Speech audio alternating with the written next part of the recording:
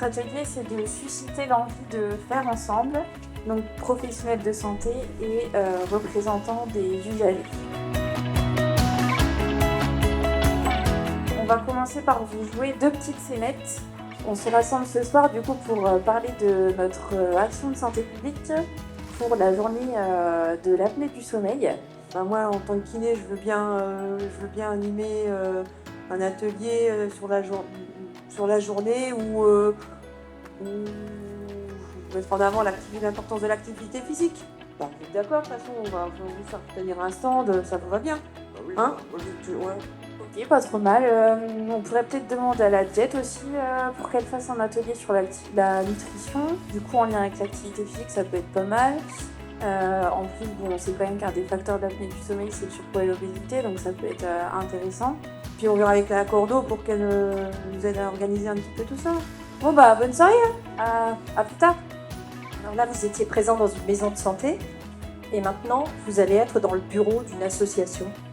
Bien, alors Valérie, justement pour notre prochaine assemblée générale, il a préparé le bilan d'activité.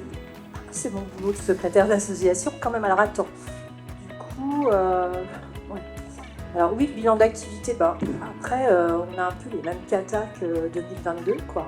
On va présenter les chiffres, mais ils sont pas terribles, quoi. Les permanences, on a de moins en moins de lieux. Je sais pas si... Comment tu veux qu'on présente ça ? De toute façon, déjà, les permanents, jusqu'à présent, on les faisait quasi toujours en hôpital. Et depuis le Covid, il y a certains hôpitaux qui n'ont pas réouvert leurs portes, donc on ne peut plus y aller. Donc là, on vous a joué des petites scénettes. Bien sûr, c'est de la fiction, hein. Pas des choses qu'on voit au quotidien.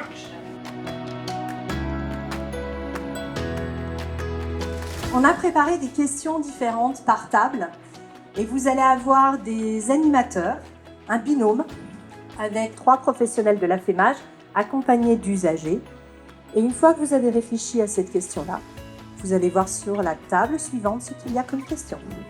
Et ensuite sur la table suivante ce qu'il y a comme question. Et à la fin, vous allez devoir faire la restitution de votre première question. L'idée, c'est soit vous rajoutez des idées aux idées qui étaient déjà écrites, et surtout, c'est de mettre un plus si vous êtes d'accord avec l'idée qui est notée, ou un moins si vous n'êtes pas d'accord avec l'idée qui est notée. Vous pouvez aussi mettre, c'est vrai, on l'a pas mis, un point d'interrogation si vous avez besoin d'éclaircissement sur l'idée qui a été proposée.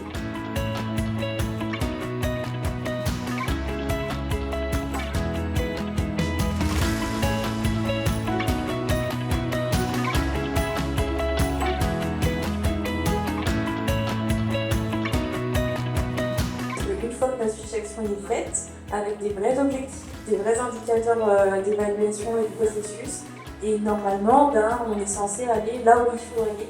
Quand on est professionnel de santé, on n'a pas toujours le temps. Certains n'ont pas toujours de coordinateur à temps plein dans leur structure. Ne pas hésiter à faire appel à des ressources extérieures pour vous aider à accompagner vos projets. Souvent, pensant bien faire, vous allez faire des actions pour les usagers, pour les associations. Et le problème, c'est que c'est peut-être pas ce qui est le besoin, c'est peut-être pas ce que nous, on aurait fait. Voilà, donc n'hésitez pas à impliquer très tôt les usagers dans vos réflexions. On l'a voulu très pratique et non théorique, parce qu'en fait, des guides représentants des usagers dans l'exercice coordonné, dans les stocks là, on les a cités dans le guide. L'idée, c'était qu'ils soient pratico-pratiques et que vous puissiez, dans vos maisons de santé, élire vos représentants des usagers.